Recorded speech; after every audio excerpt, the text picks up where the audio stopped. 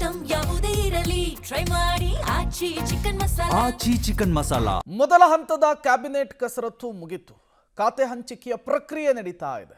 ಇದರ ನಡುವೆ ಪೂರ್ಣ ಪ್ರಮಾಣದ ಕ್ಯಾಬಿನೆಟ್ ರಚನೆಗೆ ಹೈಕಮಾಂಡ್ನಿಂದ ಗ್ರೀನ್ ಸಿಗ್ನಲ್ ಸಿಕ್ಕಂತೆ ಕಾಣಿಸ್ತಾ ಇದೆ.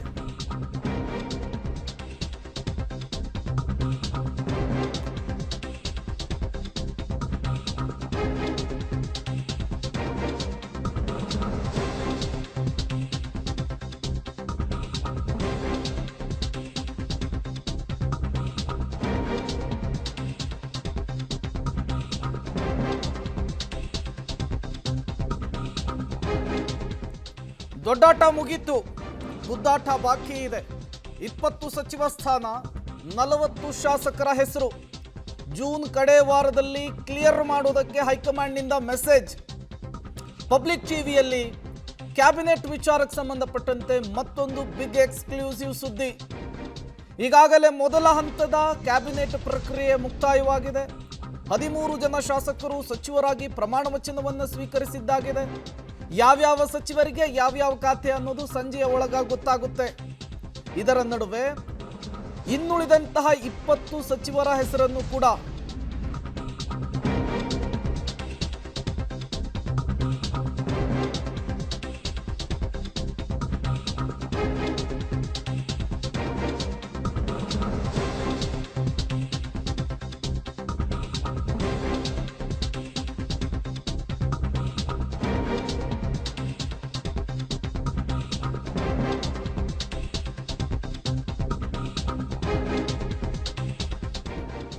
ಪಬ್ಲಿಕ್ ಟಿವಿಯಲ್ಲಿ ಕ್ಯಾಬಿನೆಟ್ ವಿಚಾರಕ್ಕೆ ಸಂಬಂಧಪಟ್ಟಂತೆ ಮತ್ತೊಂದು ಬಿಗ್ ಎಕ್ಸ್ಕ್ಲೂಸಿವ್ ಸುದ್ದಿ.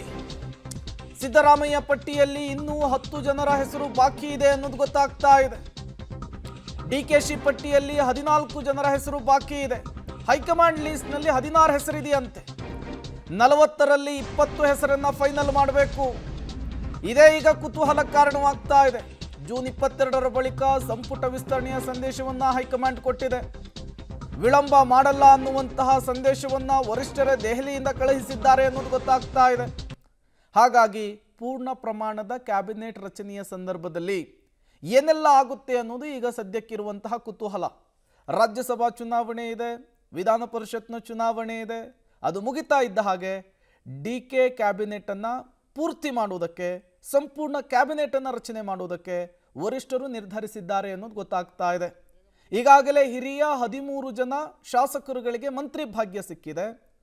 ಇನ್ನು 20 ಸ್ಥಾನ ಖಾಲಿ ಇದೆ. ಈ 20ರ ಪೈಕಿ ಡಿಕೆ ಕ್ಯಾಂಪಿನಿಂದ, ಸಿದ್ದರಾಮಯ್ಯನವರ ಕ್ಯಾಂಪಿನಿಂದ, ವರಿಷ್ಠರ ಕ್ಯಾಂಪಿನಿಂದ ಯಾರ್ಯಾರಿಗೆ ಎಷ್ಟೆಷ್ಟು ಅವಕಾಶ ಸಿಗುತ್ತೆ ಅನ್ನೋದು. ಇರೋದು 20 ಸ್ಥಾನ, 40ಕ್ಕೂ ಹೆಚ್ಚು ಆಕಾಂಕ್ಷಿಗಳಿದ್ದಾರೆ. ತೀವ್ರ ಪೈಪೋಟಿಯನ್ನು ಮಾಡ್ತಾ ಇದ್ದಾರೆ.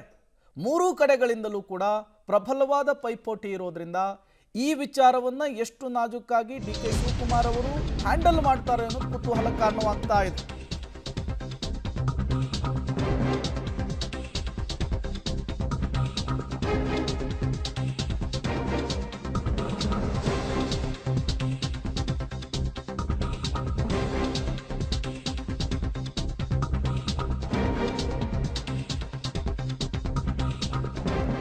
ಮೊದಲ ಪಟ್ಟಿಯಲ್ಲಿ ಸಿದ್ದರಾಮಯ್ಯನವರು ಕೊಟ್ಟಂತಹ 2 ಹೆಸರನ್ನ ವರಿಷ್ಠರು ಕ್ಲಿಯರ್ ಮಾಡಿಕೊಟ್ಬಿಟ್ಟಿದ್ದಾರೆ. ಪರಮೇಶ್ವರ್ ಅವರಿಗೆ ಡಿಸಿಎಂ ಸ್ಥಾನ, ಇದಕ್ಕೆ ಹೈಕಮಾಂಡ್ ಮಣಿದಿರುವಂತಹದ್ದು. ಮೊದಲ ಪಟ್ಟಿಯಲ್ಲಿ ಡಿಕೆ ಶಿವಕುಮಾರ್ ಅವರು ಕೊಟ್ಟಂತಹ 2 ಹೆಸರು ಕೂಡ ಕ್ಲಿಯರ್ ಆಗಿದೆ. ಹಾಗಾಗಿ ಸಂಪುಟ ವಿಸ್ತರಣೆಯ ವೇಳೆ ಡಿಕೆ ಶಿವಕುಮಾರ್ ಅವರು ಮೇಲುಗೈಯನ್ನು ಸಾಧಿಸುವುದಕ್ಕೆ ಪ್ಲಾನ್ ಅನ್ನು ಮಾಡಿಕೊಂಡಿದ್ದಾರಂತೆ. ಹಾಗಾಗಿ 20 ಸಚಿವರ ಪೈಕಿ ಯಾರ್ಯಾರಿಗೆ ಅವಕಾಶ ಸಿಗುತ್ತೆ ಅನ್ನೋದು ಈಗಿರುವಂತಹ ಕುತೂಹಲ. 40 ಜನ ಶಾಸಕರು ತೀವ್ರ ಪೈಪೋಟಿಯನ್ನು ನಡೆಸ್ತಾ ಇದ್ದಾರೆ. ಡಿಕೆ ಶಿವಕುಮಾರ್ ಅವರ ಕ್ಯಾಬಿನೆಟ್ಗೆ ಜಾಯಿನ್ ಆಗಬೇಕು ಅಂತ ಹೇಳಿ ಇರುವಂತಹದ್ದು 20 ಸ್ಥಾನ. ಇದರ ನಡುವೆ ವರಿಷ್ಠರು ಮತ್ತೊಮ್ಮೆ ಅಳೆದು ತೂಗಿ ಈಗ ಸಚಿವ ಸ್ಥಾನವನ್ನು ಕೊಡಬೇಕಾದಂತಹ ಪರಿಸ್ಥಿತಿ. ಡೀಟೇಲ್ಸನ್ನು ಕೊಡೋದಕ್ಕೆ ಪೊಲಿಟಿಕಲ್ ಬ್ಯೂರೋ ಹೆಡ್ ರವೀಶ್ ನೇರ ಸಂಪರ್ಕದಲ್ಲಿ ಜಾಯಿನ್ ಆಗಿದ್ದಾರೆ. ರವೀಶ್, ಅನ್ಡೌಟೆಡ್ಲಿ ಸಿಎಂ ಆದ ಮೇಲೆ ಡಿಕೆ ಶಿವಕುಮಾರ್ ಅವರಿಗೆ ಎದುರಾಗುವ ಮೊದಲ ಸವಾಲೇನೆ ಸಚಿವ ಸಂಪುಟವನ್ನು ಎಕ್ಸ್ಟೆಂಡ್ ಮಾಡುವಂಥದ್ದು. ಈ ಸವಾಲನ್ನು ಹೇಗೆ ಡಿಕೆ ಶಿವಕುಮಾರ್ ಅವರು ನಿಭಾಯಿಸಬಹುದು? ಮತ್ತೊಂದು ಕಡೆ ವರಿಷ್ಠರ ಮಟ್ಟದಲ್ಲಿ ಯಾವ ರೀತಿಯ ಲೆಕ್ಕಾಚಾರಗಳು ನಡೀತಾ ಇದೆ ಅಂತ ಹೇಳಿ.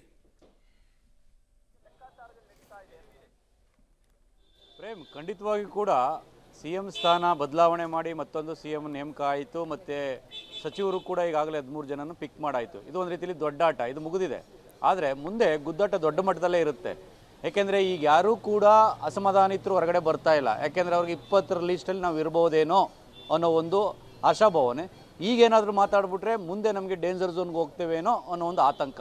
ಆ ಕಾರಣಗಳಿಗೋಸ್ಕರವಾಗಿ ಯಾರೂ ಅಸಮಾಧಾನ ಇದ್ದರೂ ಕೂಡ ಈಗ ಅದನ್ನು ತೋರಿಸ್ಕೊಳ್ತಾ ಇಲ್ಲ. ಇನ್ನು 20ರ ಪಟ್ಟಿಯಲ್ಲಿ ಸಿಗ್ಬೋದು ಅಂತ.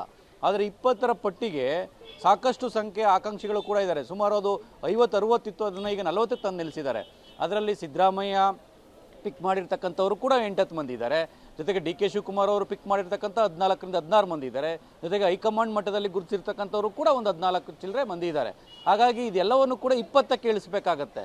ಯಾಕೆಂದರೆ ಈಗ 13+1 ಆಗಿದೆ, 14 ಆಗಿದೆ. ಹಾಗಾಗಿ ಇನ್ನು 20 ಸ್ಥಾನಗಳನ್ನು ತುಂಬೋದಕ್ಕೆ ಅವಕಾಶ ಇರತಕ್ಕಂಥದ್ದು. ಹಾಗಾಗಿ ಜಾತಿ ಸಮೀಕರಣ ಜೊತೆಗೆ ಯಂಗ್ ಫೇಸ್ಗಳನ್ನು ಕೂಡ ಒಳಗಡೆ ತರಬೇಕು ಅನ್ನೋ ದೃಷ್ಟಿಯಿಂದ ಬೇರೆ ಬೇರೆ ರೀತಿಯ ಸರ್ಕಸ್ ಆಗ್ತಾ ಇದೆ. ಜೊತೆಗೆ ಕೆಲ ಸೀನಿಯರ್ಸ್ಗೂ ಕೂಡ ಇನ್ನೂ ಮಣೆ ಹಾಕಬೇಕು ಅಂತ.